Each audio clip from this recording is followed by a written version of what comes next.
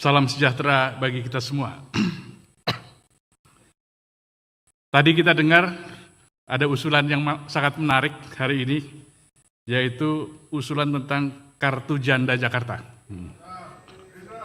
Sebelum saya menyampaikan pemandangan umum dari Partai Amanat Nasional, perkenankan saya memberikan sedikit komentar. Saya pribadi sangat mendukung adanya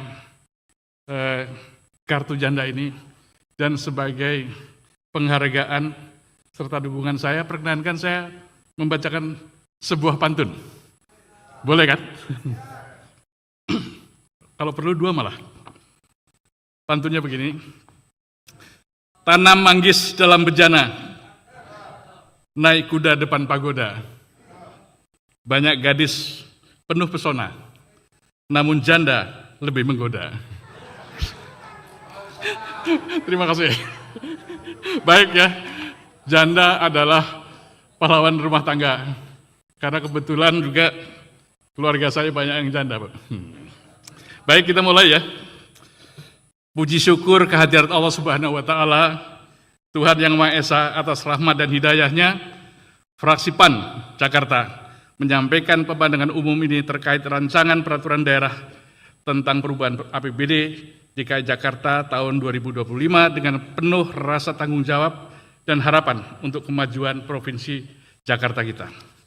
Izinkan fraksi Partai Amanat Nasional menyampaikan rasa terima kasih atas penyampaian pidato Wakil Gubernur Jakarta dalam rangka pengajuan rancangan peraturan daerah mengenai perubahan anggaran pendapatan dan belanja negara tahun 2025. Pidato tersebut kami pandang sebagai manifestasi keseriusan pemerintah provinsi dalam menjalankan mandat konstitusional untuk memastikan bahwa pembangunan Jakarta sebagai bagian dari fungsi representasi rakyat dan pengawasan kebijakan. Fraksi PAN memandang perlu untuk memberikan sejumlah catatan kritis, pandangan mendalam, serta beberapa pertanyaan-pertanyaan yang bertujuan memperkuat kualitas dan akuntabilitas penganggaran pemerintah Provinsi Jakarta. Pimpinan rapat, gubernur, wakil gubernur, rekan-rekan, dan hadirin yang kami hormati. Yang pertama tentang kebijakan pendapatan daerah. Fraksi PAN mencermati bahwa target pendapatan daerah dalam perubahan APBD tahun 2025 mengalami peningkatan sebesar 3,76% menjadi 84,8 triliun dengan komposisi PAD sebesar 54,19 triliun, pendapatan transfer 30,08 triliun, dan lain-lain pendapatan sah sebesar 524,09 miliar rupiah. Kami mengapresiasi niat baik dalam mengoptimalkan potensi pendapatan asli daerah, khususnya melalui implementasi Perda nomor 1 tahun 2024, serta penguatan mekanisme penagihan pajak dan retribusi. Namun, kami ingin menegaskan bahwa peningkatan PAD jangan sampai menjadi beban baru bagi masyarakat kecil di sektor informal. Pemerintah harus menjaga keseimbangan antara agresivitas fiskal dan sensitivitas sosial. Dengan ini, fraksi PAN menanyakan tentang seberapa realistiskah target peningkatan pendapatan daerah 84,8 triliun itu, mengingat potensi tantangan ekonomi makro yang masih fluktuatif. Kami meminta penjelasan detail mengenai strategi dan langkah konkret yang akan diambil untuk mencapai target tersebut, termasuk antisipasi terhadap potensi penurunan pendapatan dari sektor-sektor tertentu. Mohon penjelasan.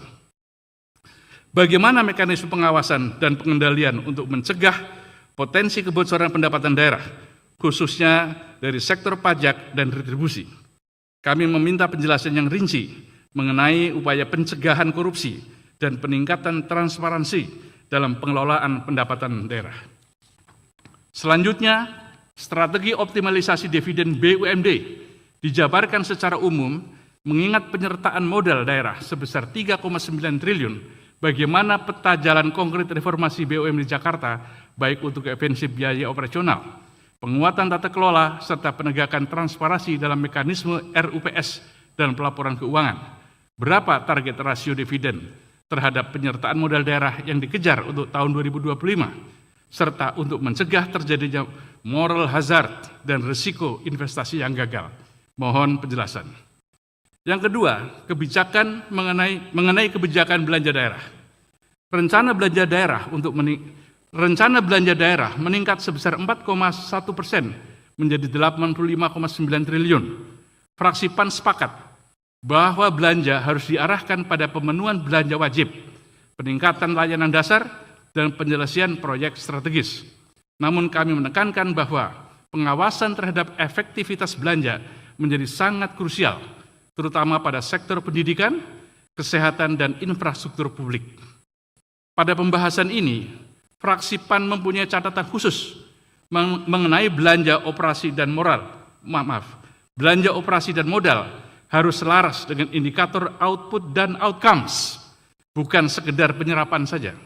Selain itu, kegiatan tahun jamak atau kegiatan yang pendanaannya dan pelaksanaannya berlangsung lebih dari 1 tahun anggaran, sehingga memerlukan komitmen pembiayaan secara berkelanjutan hingga seluruh tahapan proyek rampung. Untuk itu, fraksi PAN mempunyai beberapa pertanyaan. Dari peningkatan belanja, berapa proporsi yang dialokasikan secara spesifik untuk meningkatkan kualitas pendidikan?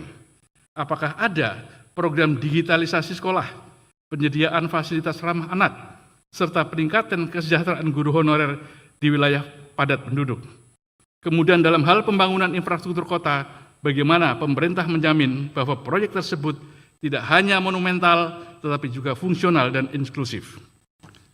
Bapak, Ibu, para hadirin sekalian, yang ketiga, tentang kebijakan pembiayaan daerah dan penyertaan modal. Fraksi PAN mencermati bahwa komponen pembiayaan direncanakan sebesar 7,05 triliun dengan pengeluaran pembiayaan sebesar 5,88 triliun. Di dalamnya terdapat penyertaan modal daerah sebesar 3,9 triliun kepada BUMD. Kami menyadari pentingnya peran BUMD dalam mendukung pembangunan. Namun fraksi PAN menekankan bahwa investasi modal harus disertai mekanisme audit, indikator keberhasilan, serta transparansi yang dapat dipantau oleh publik. Untuk itu, fraksi PAN menanyakan apakah pemerintah provinsi memiliki early warning system dan mekanisme evaluasi kinerja BUMD secara berkala yang terbuka bagi publik. Mohon penjelasan. Bagaimana pengawasan terhadap efektivitas sinergi antara BUMD dengan proyek strategis pemerintah, misalnya di bidang ekonomi hijau dan digitalisasi layanan? Risiko dan strategi mitigasi telah disiapkan pemerintah Provinsi DKI Jakarta dalam menghadapi potensi peningkatan utang daerah akibat penyertaan modal daerah dan pinjaman daerah. Perlu penjelasan detail mengenai analisis risiko dan rencana pengelolaan utang daerah. Mohon penjelasan. Yang keempat, tentang